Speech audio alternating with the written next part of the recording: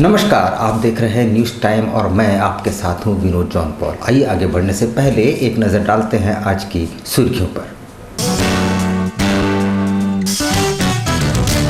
902 प्रवासी मजदूरों को लेकर विशेष ट्रेन टाटा नगर स्टेशन पहुंची। लॉकडाउन में पेट्रोल डीजल डीलरों की हालत पतली, सरकार से लगाई गुहार। एमजीएम अस्पताल परिसर बना नशेड़ियों का अड्डा, गार्ड को पीटकर किया घायल। लॉकडाउन का फायदा उठाकर लकड़ी माफियाओं ने काट डाले दर्जनों पेड़। और विशाखापट्टनम में जहरीली गैस से 11 की मौत, सैकड़ों आए चपेट में।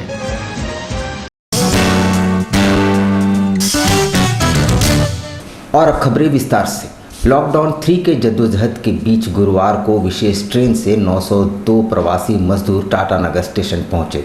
पहले से ही तैनात प्रशासन ने उनकी मेडिकल जांच कराई, उनकी स्क्रीनिंग कराई। उसके बाद उन्हें विशेष बस से गंतव्य की ओर रवाना कर दिया गया। लॉकडाउन के जद्दोजहद के बीच विशेष ट्रेन मजदूरों को लेकर गुरुवार को टाटा नगर स्टेशन पहुंची।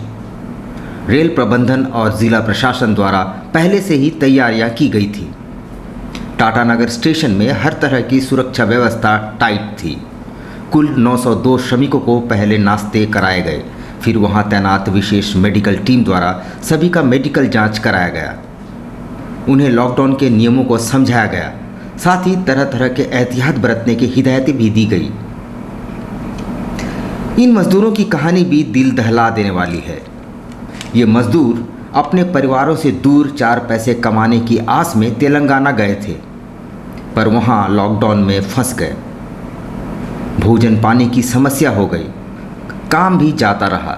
तब इन्होंने पैदल ही झारखंड अपने गृह जिला आने का फैसला किया, मगर बीच में ही तेलंगाना पुलिस ने उन्हें रोककर 14 दिनों के क्वारंटाइन सेंटर में डाल दिया। इधर राज्य सरकार की पहल के बाद विशेष ट्रेन से टाटा नगर स्टेशन पहुंचे। यहां ट्रेन से उतरते ही उनके चेहरे खिल उठे, मानो नई जिंदगी मिल गई हो। इस दरमियान उपायुक्त रविशंकर शुक्ला, एसएसपी एम तमिलवनन सहित रेल पदाधिकारी वहां मौजूद थे। सभी मजदूरों को बसों से उनके गंतव्य तक भेज दिया गया। कुल लगभग 900 हमारे प्रवासी मजदूर आए हैं इस ट्रेन के माध्यम से, और इसमें अधिकांश पलामू, गढ़वा, लातेहार और चतरा ज़िले के हैं, और संबंधित ज़िलों से बसेस भी यहाँ पर आई हुई हैं। और बेसिक हेल्थ स्क्रीनिंग करने के बाद और उनके डिटेल्स एंटर करने के बाद उनको जो हमारे सिविल डिफेंस के वॉलंटियर्स हैं उनके मदद से उनके बसेस तक पहुँचाया जा रहा है। इधर लॉकडाउन के दौरान आवश्यक वस्तु सेवा के तहत पेट्रोल पंप खुले रहे, मगर सच पूछा जाए तो ग्राहकों की इतनी कमी रही कि पंप वाले अपने कर्मचारियों की तनख्वाह तक नहीं दे पा रहे हैं। इधर झारखंड पेट्रोल डीलर एसोसिएशन ने सरकार से विशेष पैकेज की मांग की है। लॉकडाउन के दौरान पेट्रोल डीजल अति आवश्यक वस्तुओं की लिस्ट में शुमार है और हर दिन इनकी सेवा जारी रही, मगर इस दौरान ग्राहकों की कमी की वजह से डीलर काफ़ी घाटे में जा रहे हैं। वे अपने कर्मचारियों को वेतन भुगतान नहीं कर पा रहे हैं। एसोसिएशन ने राज्य सरकार से राहत पैकेज के साथ साथ बकाया बिल भुगतान की मांग की है। आपको बताते चले कि राज्य में एसोसिएशन का करीब 5 करोड़ बिल बकाया है और कोल्हान में 2 करोड़ का बिल बकाया है। झारखंड पेट्रोल डीलर एसोसिएशन की तरफ से हम लोगों ने मुख्यमंत्री को एक आवेदन दिया है, जिसमें कि हम लोगों ने उनसे ये मांग की है कि हमारा जो ऑपरेशन हो रहा है वो घाटे पर चल रहा है और हम सैलरी अफोर्ड नहीं कर पा रहे हैं। क्योंकि ये एसेंशियल कमोडिटी में है तो इस संस्था को हम बंद भी नहीं कर सकते, तो उनसे राहत पैकेज का मांगा है हम लोगों ने कि कुछ सैलरी देने में लोगों को तो हम लोगों को सपोर्ट मिले। उसके अलावा जो हमारा सरकारी बकाया है उसका भुगतान शीघ्र कराया जाए, क्योंकि पैसे का फ्लो बिल्कुल भी नहीं हो रहा है। इधर कोल्हान के सबसे बड़े सरकारी अस्पताल एमजीएम अस्पताल की सुरक्षा में लगे होमगार्ड के जवानों को कुछ लोगों ने मारपीट कर घायल कर दिया। घटना कल देर रात की बताई जा रही है। पिछली रात अस्पताल परिसर में ही नशा कर रहे युवकों को होमगार्ड के जवानों ने खदेड़ दिया था। इन युवकों में अस्पताल के ही एम्बुलेंस चालक का पुत्र भी शामिल है।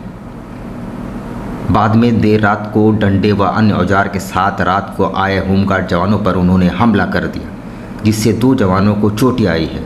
घटना को अंजाम देकर सभी युवक फरार हो गए। एमजीएम अस्पताल के नर्स क्वार्टर नहीं है, पीछे बर्न वार्ड के बगल में एक खाली क्वार्टर है, जिसमें पहले स्टाफ लोग रहता था लेकिन अभी खाली है। तो वहाँ पे आए दिन जो है रात में मतलब गांजा दारू मतलब अन्य तरह का और भी बहुत नशा जो है वो जो स्टाफ के ही बेटे लोग जो है बैठ के करते हैं। तो बहुत दिनों से जो है हम लोग उसको पकड़ने के चक्कर में थे, लेकिन कल हम लोग गए चेक करने तो सब दौड़ के भागने लगा वहाँ से। तो वहाँ 3 आदमी मौजूद थे, 2 आदमी भाग गए। एक आदमी जो है यहाँ के ड्राइवर गौरी महाली है, उनके बेटे थे जो पकड़ा है। गेट पर उनको लाया गया, गेट पर आते साथ ही जो है हमारे जवानों के साथ मारपीट करने लगे, गाली गलौजा, पूरे नशे में थे, पूरा दारू के नशे में थे। इधर कोरोना संकट गहराता जा रहा है। शिक्षण संस्थाओं के अलावा उद्योग धंधे भी बंद पड़े हैं, मगर इस विकट घड़ी में भी लकड़ी माफिया अपने काम में व्यस्त है और चोरी छिपे छायादार वृक्षों की कटाई जारी है। कोल्हान के सबसे बड़े सरकारी कॉलेज के कैंपस का नज़ारा ही कुछ और है। कॉलेज का मुख्य द्वार तो बंद है, ताला लटका है, पर पिछले दरवाजे से खेल जारी है। कॉलेज कैंटीन के पास छायादार पेड़ों को चोरी छिपे काटने का खेल चल रहा है। 1-2 नहीं बल्कि दर्जनों पेड़ों को काट डाले गए हैं। जगह जगह शराब की खाली बोतलें भी चीख चीख कर अनैतिक कार्यों का बखान करती नजर आ रही है। इधर कॉलेज कर्मी और छात्र भी पेड़ों की कटाई से चिंतित नजर आए। बहरहाल सीसीटीवी कैमरे कई राज खोल सकते हैं, मगर प्रशासन यदि राज पर से पर्दा हटाने का इच्छुक हो तो। देखिए, जहाँ तक गाछों की कटाव का बात है तो आज पूरा देश ही नहीं पूरी दुनिया जान रही है कि पर्यावरण की स्थिति क्या थी। और कोरोना महामारी के कारण जो गाड़ियों का चलना और अलग अलग गतिविधियाँ जो रुका है, जिससे कुछ सुधार आया है। लेकिन अगर पेड़ों का इसी तरह कटाव होता रहा तो मुझे लगता है कि इसका दूरगामी परिणाम बहुत बुरा देखने को मिलेगा। लॉकडाउन के चलते यहाँ पर ही पूरा सन्नाटा है, जिसके चलते यहाँ के लोकल आदमी सब पेड़ को काट काट के ले जा रहे हैं। पेड़ तो हमारे लिए सबसे ज़्यादा आवश्यक चीज़ है, पर यहाँ समझाने से भी कोई समझता नहीं है। इनको जानकारी हम लोग मैनेजमेंट को दिए हैं, पर अभी तक कोई कार्रवाई नहीं हुआ है। और दिन पे दिन हर दिन एक काट करके लेते जा रहे हैं लोग, सब यहीं के लोकल हैं सर। उधर एक हृदय विदारक घटना के तहत आंध्र प्रदेश के विशाखापट्टनम में एक कंपनी के जहरीली गैस लीक हो जाने से 11 लोगों की मौत हो गई है और सैकड़ों लोग इसकी चपेट में आ गए हैं। घटना गुरुवार की सुबह की है। आर वेंकटपुरम स्थित विशाखा एलजी पॉलीमर कंपनी से सुबह जहरीली गैस का रिसाव आरंभ हुआ। जब तक लोग समझ पाते तब तक चारों ओर तबाही का आलम था। आसपास के गांवों और सड़कों पर लोग बेहोश होकर गिरने लगे। बताया जा रहा है कि फैक्ट्री से 3 किलोमीटर की परिधि में लोगों के अलावा मवेशी भी प्रभावित हुए। सरकारी सूत्रों के मुताबिक 11 लोगों की अब तक मौत हो चुकी है, जबकि 300 से ज़्यादा लोग नीम बेहोशी की हालत में हैं। मृतकों की संख्या बढ़ सकती है। प्रशासन ने आसपास के गांवों को खाली करा दिया है। सभी प्रभावितों को किंग जॉर्ज अस्पताल में भर्ती कराया गया है, जिनमें से अधिकांश की हालत गंभीर बताई जा रही है।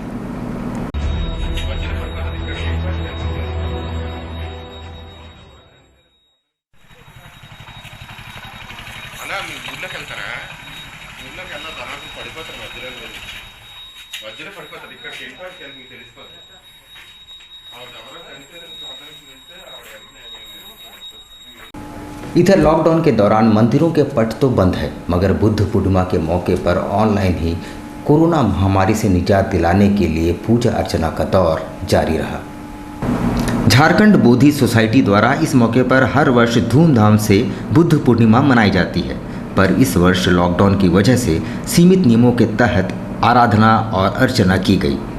बौद्ध भिक्षुओं ने विश्व भर में फैले कोरोना महामारी से लोगों को निजात दिलाने हेतु विशेष अनुष्ठान में भाग लिया। देशवासियों को और प्रणाम करते हैं और बौद्ध पूर्णिमा का शुभ अवसर पर हार्दिक बधाई देते हैं। आज भगवान बुद्ध का 2564तम बुद्ध जयंती है। हर साल इस बोधि सोसाइटी जो है बड़ा धूमधाम से बुद्ध पूर्णिमा मनाते हैं और कई हज़ार लोग इस पूर्णिमा का दिन में यहाँ पे श्रद्धालु आते हैं और भक्ति श्रद्धा से पूजा करते हैं, अनुष्ठान करते हैं। कई कार्यक्रम भी होते हैं, सांस्कृतिक कार्यक्रम भी। लेकिन आज हम कोरोना के चलते जो आज सारा विश्वव्यापी जो चल रहा है, तो इसमें सरकार का निर्देश पालन करते हुए हमने इस बार कोई हम लोग बड़े प्रोग्राम नहीं कर रहे।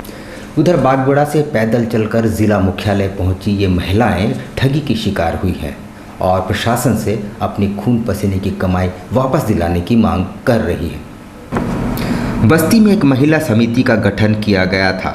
समूह संस्था के नाम से रीता देवी द्वारा एक बचत खाता खोला गया, जिसमें इन महिलाओं ने मासिक 4,000 रुपये जमा किए। इन पैसों से ज़रूरतमंदों की मदद की जानी थी, मगर अब उन पैसों की मांग करने पर उन्हें डराया धमकाया और मारा पीटा भी जा रहा है। बागबेड़ा से आए हैं सर, बागबेड़ा गांधीनगर से आए हैं। हम लोग सब लेडीज़ मिल करके समूह संस्था चलाते थे। उसमें 2 साल से मतलब 4,000 करके हम लोग जमा करते थे सर। पेट अपना काट के किसी तरह गुजर बसर करके हम लोग उसमें जमा किए हैं। और अब पैसा जब हम लोग मांगने जाते हैं तो धमकी देती है। एक लेडीज़ मांगने गई, उसको मार के सर फाड़ दी है, उसका हाथ तोड़ दी है। और कौन ऐसे लेके भागा? कौन? वो अभिराम सिंह पति हैं उनका, रीता देवी मैंने समूह का संस्था का मतलब अध्यक्ष। उधर हेमंत आर्मी सेना ने प्रशासन को एक मांग पत्र सौंपते हुए लॉकडाउन के दौरान दयनीय दशा में आ चुके रिक्शा चालक, ऑटो चालक और ठेला वालों के लिए कुछ कदम उठाए जाने की गुहार लगाई गई है। हेमंत आर्मी के सदस्यों ने गुरुवार को उपायुक्त को एक मांग पत्र सौंपते हुए उक्त मांगे रखी। उन्होंने लॉकडाउन के दौरान रोज कमाने खाने वालों के अलावा रिक्शा, ठेला और ऑटो चालकों की दुर्दशा की जानकारी प्रशासन को दी है, जिसमें आम लोगों का जनजीवन अस्त व्यस्त हो गया है। वैसे उसे में रिक्शा वाले, बस वाले, जो लोकल बस चलते थे, जो टेम्पू वाले, उन तमाम लोगों का मतलब भरण पोषण बड़ी मुश्किल से हो पा रहा है। ऐसे में हम डीसी महोदय से ये मांग करने आए हैं कि ऐसी व्यवस्था करें ताकि टेम्पू वाला, रिक्शा वाला, बस वाले को मतलब खाद्य सामग्री उपलब्ध हो सके और उनका जीवन में कुछ खुशहाली आ। उधर चांडिल की बात करें तो पीएचईटी विभाग की शिथिलता की वजह से एक बहुत बड़ी आबादी भयंकर पेयजल संकट से जूझने को मजबूर हो गई है। क्षेत्र में सुबह से ही विभिन्न चापाकलों में लोगों की कतारें लग जा रही है। इतना ही नहीं, रखरखाव के अभाव में कई चापाकल भी खराब पड़े हैं। चांडिल बाजार, रुचाप, कुम्हार बस्ती, मुस्लिम मोहल्ला, सिकली आदि क्षेत्रों के लोगों के समक्ष पेयजल संकट गहराता जा रहा है। जल मीनार तो हैं, पर ये भी अनियमितता के शिकार है। विभागीय उदासीनता के कारण पाइपलाइन फट चुके हैं और हजारों लीटर पानी सड़कों पर बह रही है।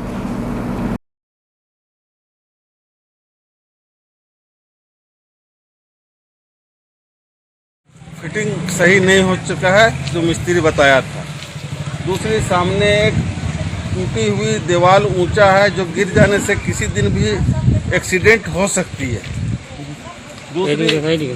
दूसरा यहाँ पानी बहने की कोई सुविधा नहीं है, इसकी 100 फीट की ज़रूरत है। देखिए सामने एक जो नल है ब्रेक डाउन पड़ा हुआ है 6-7 महीना से, ये भी बहुत परेशानी है। एक रेल किनारे कोना में बनाए हैं नल, वो भी ब्रेक डाउन है, इसमें भी हम लोग परेशान हैं। हम लोग को पानी का बहुत समस्या है। एक सोलर है तो 3 बस्ती में हम लोग का एडजस्ट नहीं हो पा रहा है। यहाँ पर हम लेते हैं एक छोटा सा ब्रेक, लेकिन अब कहीं जाइएगा नहीं, क्योंकि ब्रेक के बाद खबरों का दौर यूं ही जारी रहेगा। आप देखते रहिए न्यूज़ टाइम्स।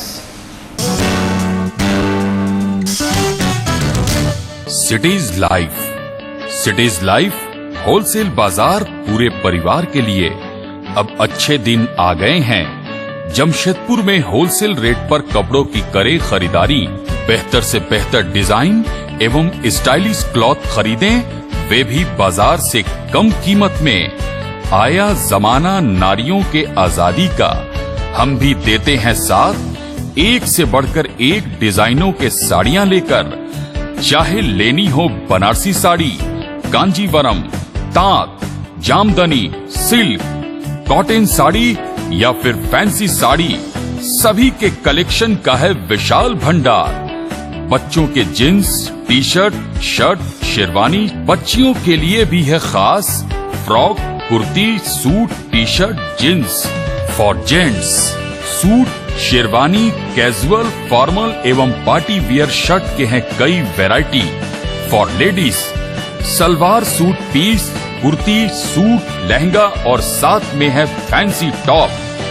रिश्ता क्या कहलाता है, साथियां, काला टिक्का जैसे मशहूर सीरियल के साड़ियां एवं लहंगा चुन्नी भी मिलते हैं। सिटीज लाइफ, जहां है सभी के लिए कुछ न कुछ। तो करनी हो खरीदारी पूरे परिवार के लिए एक बार अवश्य आएं। Cities life, station road, opposite पानी tank, Jugsalai, Jamshedpur.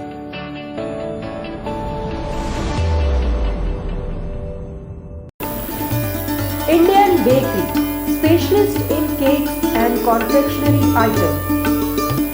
Online booking facility. Specialist in all types of patties, cakes, cookies, pizza, burger, hot dog, eggless cake, birthday cake, anniversary cakes, wedding cakes,